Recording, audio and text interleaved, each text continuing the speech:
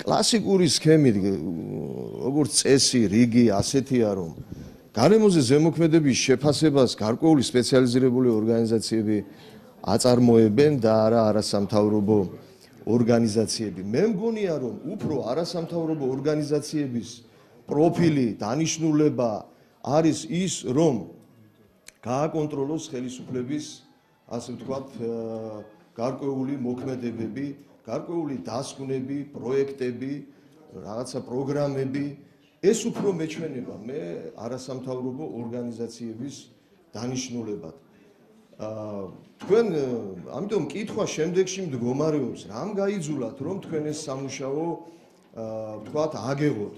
თქვენ კონსალტინგური კომპანიის მიმართულებით ვითარდებით თუ ვთქვათ, NGO-ების მიმართულებით ვითარდებით. რა იყო თქვენი мотивация?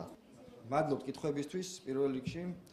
რაც შეეხება ჩვენ ორგანიზაციას ბევრი სხვა კვლევა გაუკეთებია და ძალიან აქტიურად მუშაობს კვლევებზე. ჩვენი ორგანიზაციის მიზნები და ასე ვთქვათ, ამოცანების ორგანიზაციის წევრები და ასე ვთქვათ, წყვეტენ, ვინც ამ ორგანიზაციაში არიან.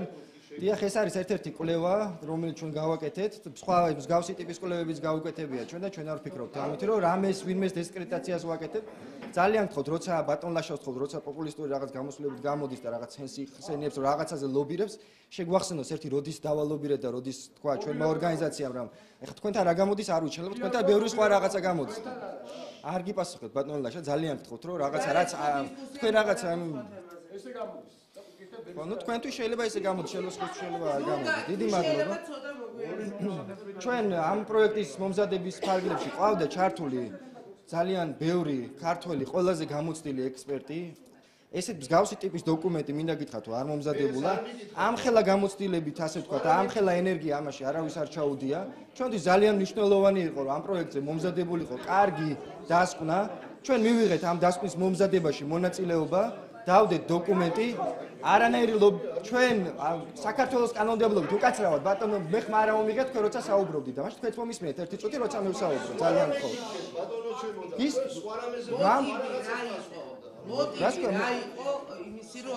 ტიპის პროექტებს ახორციელებს სენი. ერთ-ერთი სენის მიმართულება არის შესაბამისობის, ასე ვთქვათ, კვლევა და შესაბამისობის განვითარება. ამ მიმართულებიდან ერთ-ერთი ეს ნიშნავს იმას, რომ ჩვენ ვეხმარებით ბიზნესს, მაგალითად სხვადასხვა საწარმოებს, რომ მათი მოქმედება შეესაბამებოდეს გარემოსდაცვით მოთხოვნებს, საერთაშორისო გარემოსდაცვით მოთხოვნებს. ევკაცრავთ, ქალბატონო დავასრულებ მაშინ, ხო, ბევრს ხონდა საუბრის საშუალება და მეც ვიტყვი. ჩვენ ამ პროექტის, ასე ვთქვათ, განხილვა და აგერ ქალბატონ ნიასაც მინდა უპასუხო, რომელმაც ბრძანა რომ განხილვა არ მომხდარა და ინფორმაცია არ იყო ღია, საქართველოს კანონმდებლობით არ მოგეთხოვებოდა წინასწარი განხილვების გაკეთება. ჩვენ წინასწარი განხილვები გავაკეთეთ თბილისის და ხაიშის, თუ გაინტერესებდა ძალიან კარგი იქნებოდა მომბრძანებულიყავთ და დავასწრებოდით ამ განხილვებს. ბევრი სპეციალისტი იყო ამ შეხვედრებზე და ძალიან კარგი. იგივე ტიპის განხილვები იქნება და დაგეგმილია გამოცხადებული არის 18 და 20 დეკემბერს. ყველა სპეციალისტს ექნება ამაში მონაწილეობის მიღების საშუალება. ჩვენ აუცილებლად ვეცდებით, რომ ყველა კითხვას უპასუხოთ, ყველაფერი გავითვალისწინოთ. ჩვენი მიზანი არის ის, რომ ეს დოკუმენტი იყოს ძალიან კარგი. ჩვენ არა ვართ არაფრის გადამწყვეტილების მიმღები, ჩვენ ვაკეთებთ უბრალოდ კვლევას. ეს დოკუმენტი ეგზავნება მოკლედ ვიტყვი ამ პროცედურასთან დაკავშირებით გარემოსდაცვის სამინისტროს იზღებულობს შესაბამის გადაწყვეტილებას. ჩვენც გვაქვს ჩვენი კომენტარები ამ დოკუმენტში, კარგი იქნება თუ ჩაიხედავენ და ნახავენ ამ რეკომენდაციებსაც და კომენტარებსაც. ამ რეკომენდაციები და კომენტარები ჩვენ მიმართავთ კიდევაც ამ კომპანიას, რომელიც ამ პროექტს ახორციელებს და ჩვენი მიზანი არის, რომ ეს პროცესი, რომელშიც ჩვენ მონაწილეობთ, იყოს აბსოლუტურად გამჭვირვალე და ჩვენ ამითი პატიოსანი, ასე ვთქვათ, სტანდარტები დავაფუძნოთ ამ მიმართულებით. კიდევ ერთი საკითხი რაც მინდოდა მეთქვა, ამ განსახლების გეგმასთან დაკავშირებით, ძალიან გამიკვირდა, იმიტომ რომ ეს გეგმა საერთოდ არ არის გამოქვეყნებული და ამ ბატონმა საწაიკითხა ეს ყველაფერი აბსოლუტურად ვერ ხვდები. არ არის ეს დოკუმენტი, ამიტომ რაღაც ციტატები მოიყვანა და მე ვერ გავიგე საიდან მოიყვანა. შეუძლია მიმართობს. ნუ არ არის ეს სწორი, შეიძლება რაღაც სხვა დოკუმენტი ნახა და რაღაცა შეეშალა.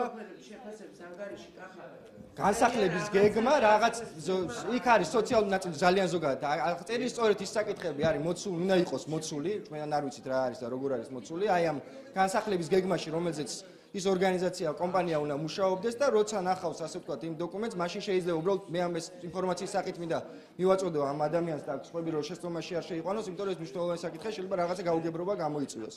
რაც შეეხება ეგურთან დაკავშირებითაც გარკვეული კვლევები არსებობდა, ჩვენ ეს კვლევები მოვიძიეთ, ეს კვლევები გამოვიყვანეთ ქალბატონო ნინო, რაც არსებობდა, ძალიან ბევრი მონაცემი მოვიძიეთ.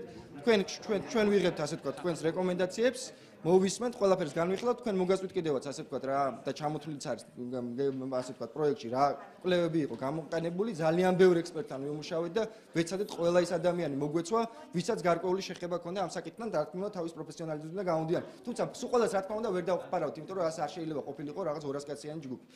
ძალიან დიდი მადლობა. შეკითხვა და პასუხი. პირველი, თulis თუ არა სენი, რომ გიგანტური კესები სერიოზულ ზეგავლენას ახდენს, ნეგატიურ ზეგავლენას გარემოზე და აქედან გამომდინარე არ არის სასურველი, გარემოზე პოზიტივიდან გამომდინარე მაინც მათი მშენებლობა და მეორე, რაც შეეხება თქვენ მონაწილეობას. სააკაშვილის ხელისუფლებას ჰქონდა PR კამპანია გიგანტური კესების შემდგომისა და ამ PR-ის ნაწილი გახდა ჩემს სამწუხაროდ ის ორგანიზაცია, რომელიც ოდესღაც იყო პრინციპული როგორც გარემოს დასაცავი. ამ PR-ის ნაწილი გახდა იმიტომ, რომ მათ თქვენი მონაწილეობით სადეს ვიღაცების დარწმუნება, რომ თითქოს და პრობლემები აღარ იყო გარემოს დასაცვის თვალსაზრისით. აი ეს არის